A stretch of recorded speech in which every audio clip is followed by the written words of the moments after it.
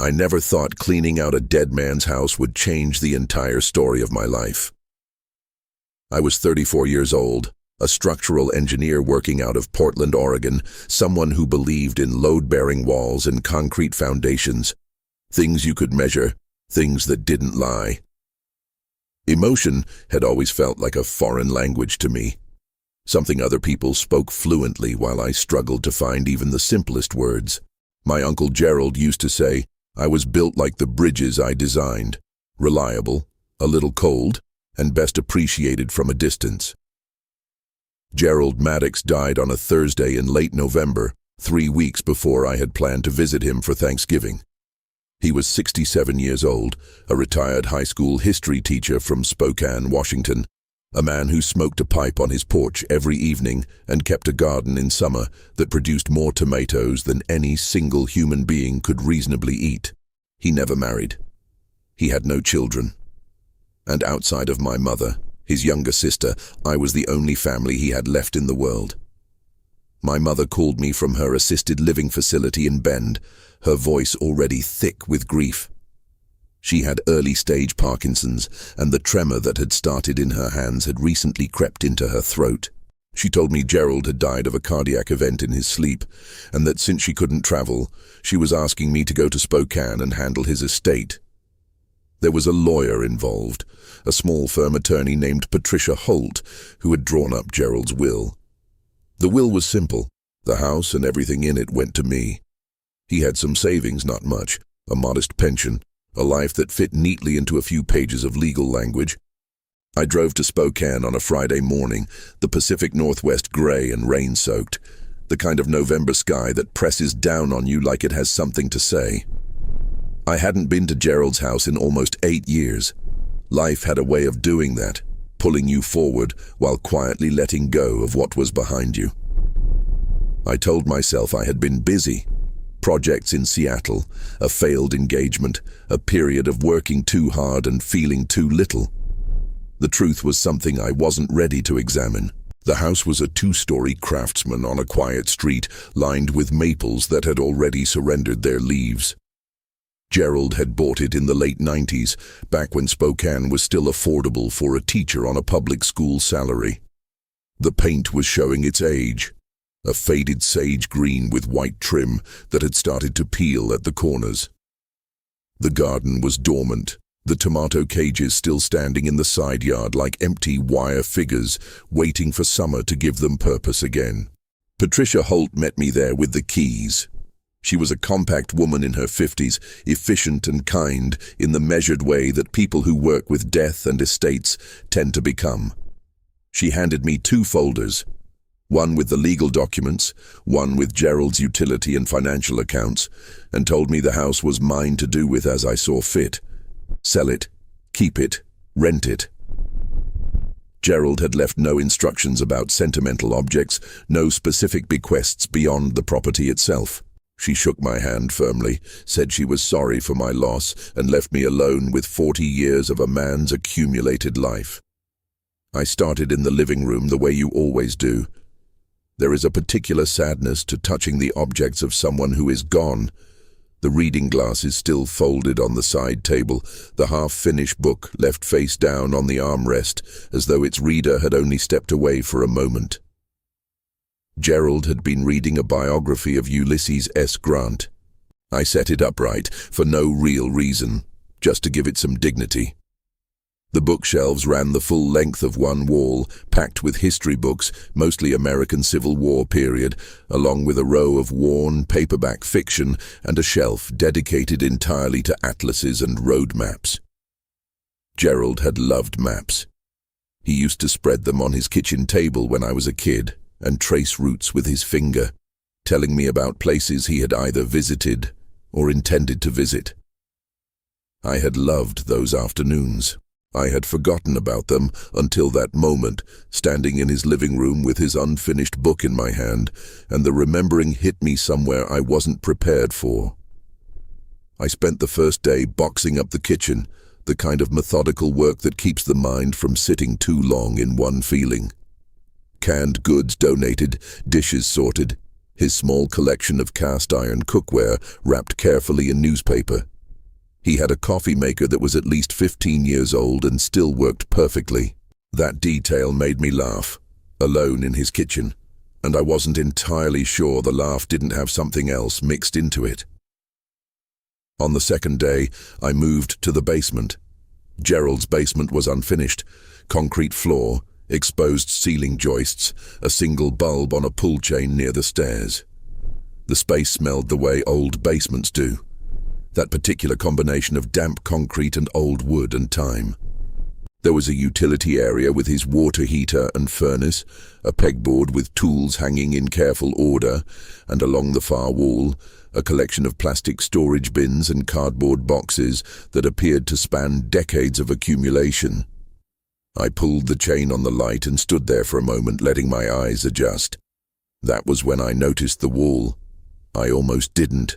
I had spent my career looking at structures, reading buildings the way other people read faces, and I had glanced at that wall twice before something made me look again. The basement was roughly rectangular, maybe 30 feet by 20, but the proportions felt slightly off. The south wall was closer than it should have been relative to the exterior footprint I had noted from outside. It wasn't dramatic, maybe 4 feet of discrepancy, the kind of thing most people would never catch. I walked to the south wall and pressed my palm flat against it. Drywall, not concrete block like the other 3 walls. Drywall and wood framing, painted the same flat gray as everything else, with a pegboard section that had been positioned carefully to look like it belonged.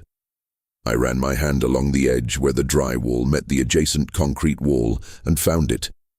A thin gap, a reveal, the kind left by a door that doesn't latch with hardware, but simply pulls free. My heart was doing something I didn't entirely understand yet. I found the edge of the panel and pulled. It swung out smoothly, recently oiled hinges moving without a sound, and behind it was a room. It was small, maybe 8 feet wide and 10 feet deep, with a low ceiling and a concrete floor. A single battery-powered lantern sat on a wooden shelf, and when I clicked it on, the room came alive in a warm, amber light. It had clearly been used, and used recently. There was a wooden chair and a small writing desk pushed against the far wall. A low metal shelf held a series of cardboard file boxes, each one labeled in Gerald's neat block handwriting. And on the desk, centered like something placed with intention, was a sealed envelope with my name on it. Just my name. Daniel. In Gerald's handwriting. I don't know how long I stood in the doorway before I stepped inside. It felt like crossing a threshold I couldn't uncross, and I think part of me already understood. The part that lives below rational thought, that reads the architecture of a moment before the mind can catch up. That whatever was in this room was going to rearrange things permanently. I sat in the chair. I picked up the envelope. I opened it.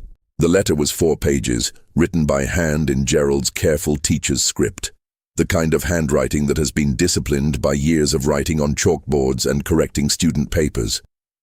The date at the top was 2 months before he died, October 14th, as though he had known, or feared, that time was running short. Daniel, he began, if you're reading this, then I'm already gone, and you've found what I left here for you. I'm sorry for the way I'm telling you this. I tried to find a better way for 34 years, and I never did. So this is the coward's version. Please forgive me for that, and please keep reading. I read for a long time in that small room with the amber lantern and the quiet. Gerald was not my mother's biological brother. He had known this since he was 22 years old, when the woman he knew as his mother, my grandmother Eleanor Maddox, had told him the truth in the final weeks of her life. Eleanor had been unable to have children. In 1957, she and her husband Richard had privately adopted an infant boy through an informal arrangement with a young woman in Seattle who could not keep the child. There was no agency involved, no official record.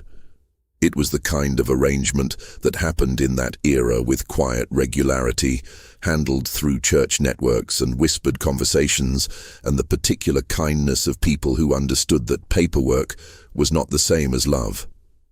Gerald was that infant boy.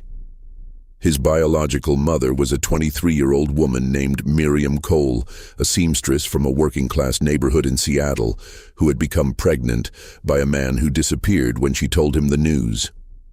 Miriam had given her son up, not because she didn't love him, but because she was alone and poor and terrified, and because Eleanor Maddox had promised her, in writing, in a letter that Miriam had sent back with the infant, that the boy would be raised with love and given every opportunity she could not provide.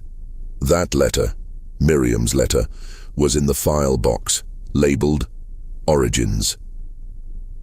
Gerald had found it among Eleanor's things after her death. He had spent the next several years trying to find Miriam Cole. In his letter to me, he described the search in careful detail, the city directories he combed through, the phone books, the letters he sent to addresses that turned out to be wrong, the trail that went cold, and then briefly warm, and then cold again.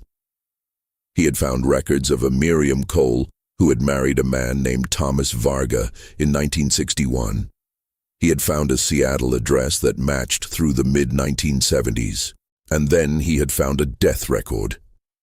Miriam Varga, née Cole, 1934-1979. She had died at 45 of ovarian cancer, and she had left behind a husband and two daughters. Two daughters.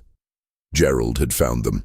Their names were Susan and Carol Varga, Gerald's biological half-sisters. And here was the thing. Here was the thing that made the room tilt and the amber light blur and the letter tremble in my hands. Gerald had found them, had made contact carefully and quietly, and had built a private relationship with them over the course of 20 years. They knew who he was. They had welcomed him. They had kept his secret at his request, because Gerald had been afraid of hurting my mother, who did not know he was adopted, afraid of disrupting the family she had built her identity around, afraid, most deeply, of being seen differently by the people who loved him. In the file boxes was the correspondence, 20 years of letters and cards and photographs. Holiday greetings from Susan, who lived in Boise and had 3 children and worked as a middle school librarian. Birthday notes from Carol, who had stayed in Seattle and become a nurse and never remarried after her first marriage ended. There were photographs of Gerald sitting with both women at a restaurant table, all of them smiling with the particular ease of people who have earned each other's trust. There were photos of Gerald with Susan's children, his biological nephew and 2 nieces, children who called him Uncle Gerald and had no idea what that really meant. He had been loved. Quietly, in a hidden room, he had been completely and genuinely loved. And then Gerald's letter turned a corner I had not anticipated.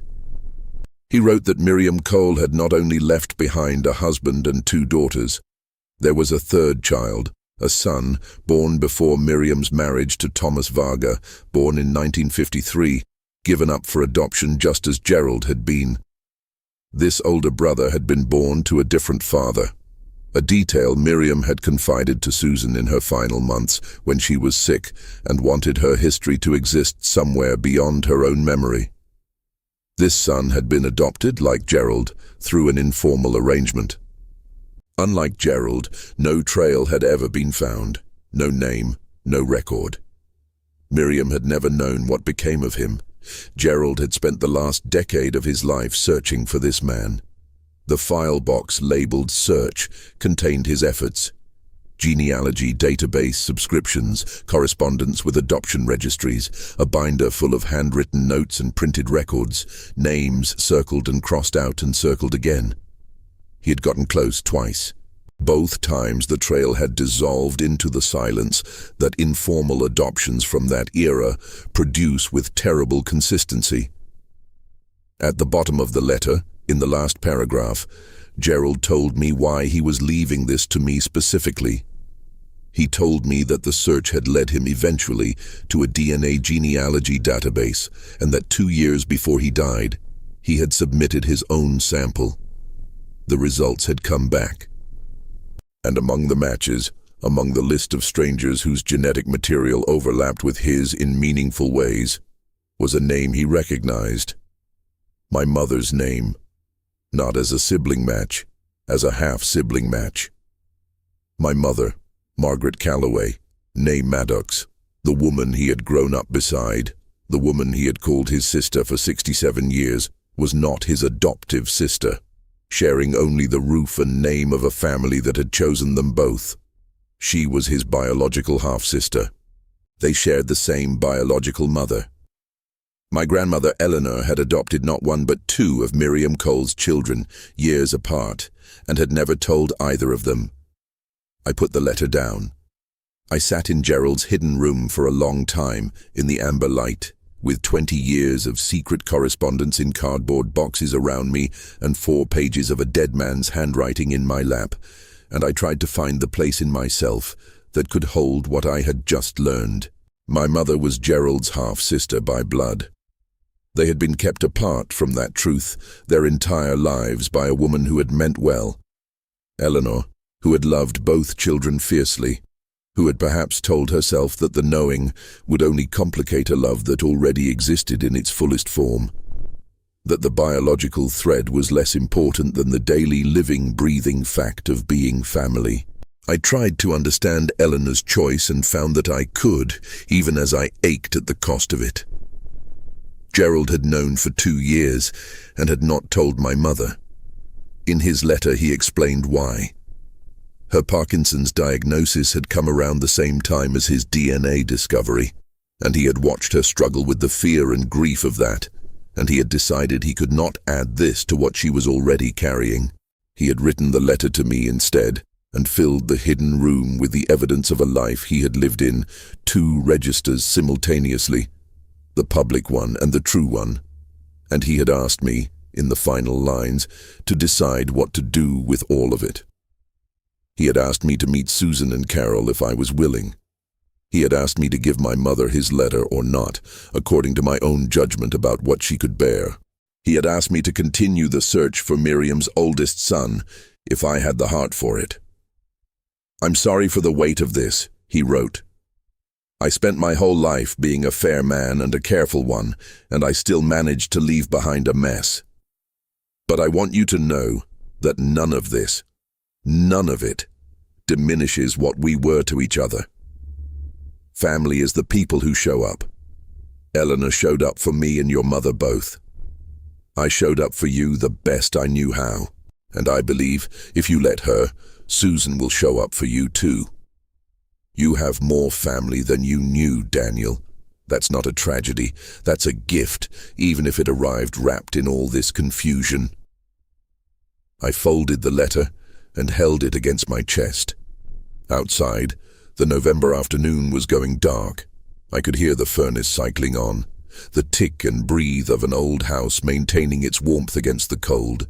I sat in the amber light of that hidden room, and I thought about Gerald on his porch with his pipe, Gerald spreading maps on his kitchen table, Gerald disappearing to Boise or Seattle for a long weekend, and coming home a little quieter and a little more at peace than when he left.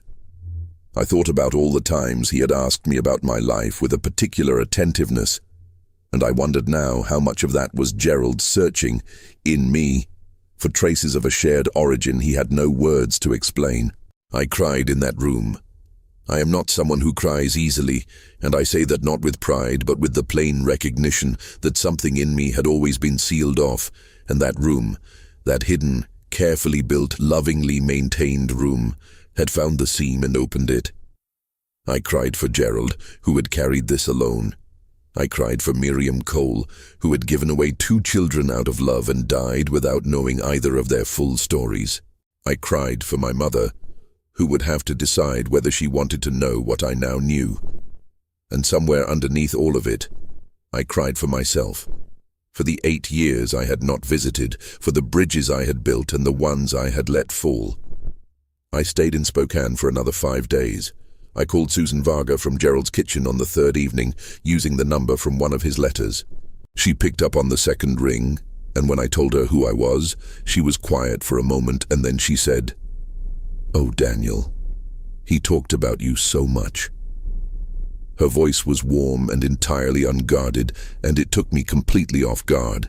The ease of it, the way she spoke as though we had been moving toward this conversation for years. We talked for 2 hours. She told me about the first time Gerald had called her, the careful, almost formal way he had introduced himself, the way they had both been shaking. She told me about the Thanksgiving they had spent together, just the three of them, Gerald and Susan and Carol, in a restaurant in Spokane because Gerald hadn't been ready to bring anyone home. She told me he had cried at the table when Carol had called him her brother for the first time out loud. Carol called me the following morning, having heard from Susan. She was quieter than her sister, a nurse's precision to her speech, but underneath it something equally warm. She told me she was glad I had found the room. She told me Gerald had been terrified I wouldn't, that he had trusted me to look carefully, the way he always said I looked at buildings. Daniel sees things other people walk past.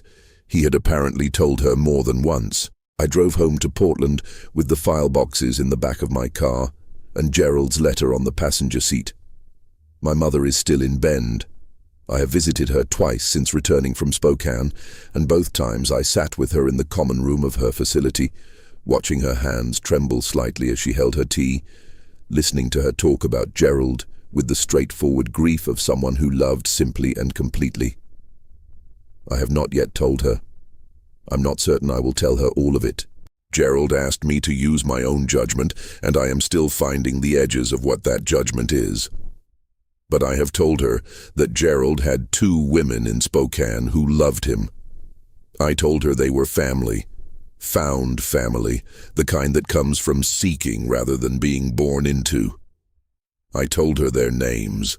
My mother looked at me for a long moment and then she said, "That sounds like Gerald, always keeping his heart busy." She smiled, and her hands stilled for just a moment, and I think somewhere underneath her grief she was glad. I have kept in contact with Susan and Carol. We are building something careful and new, the 3 of us, the way you build anything that matters. Slowly, with attention to the foundation, making sure the load is distributed properly before adding more weight. Susan came to Portland in February, and we walked along the waterfront and she showed me photographs of Gerald I had never seen, images of him younger and unguarded, laughing at tables and squinting in summer light, a whole dimension of his life that had existed all along just outside my frame. I have also continued the search for Miriam's oldest son. I don't know if I'll find him. He would be in his early 70s now, if he is still living. There may be no trail left to follow, but I have Gerald's binder of notes and his genealogy subscriptions, and the full, strange knowledge that somewhere there may be a man who does not know that he had a biological sister named Miriam who loved him enough to feel his absence for the rest of her life, and 2 biological half-brothers named Gerald, and, through the ordinary alchemy of adoption and love and time, me. I think about that room every day. The care with which it was built, the oiled hinges, the battery lantern kept fresh. Gerald had constructed it with the same precision he brought to everything, the garden, the history lessons, the maps spread on the kitchen table. He had built a room to hold the truest parts of himself, and he had trusted that I would find the seam. I don't design bridges anymore without thinking about what goes underneath them, the hidden architecture, the load that is never visible from the outside. Gerald taught me that in the end. Not in the classroom way he taught everything else, with careful notes and measured explanations, but in the way that only the deepest lessons come. In a basement, in amber light, in a letter from someone who loved you more quietly and more completely than you ever knew to look for.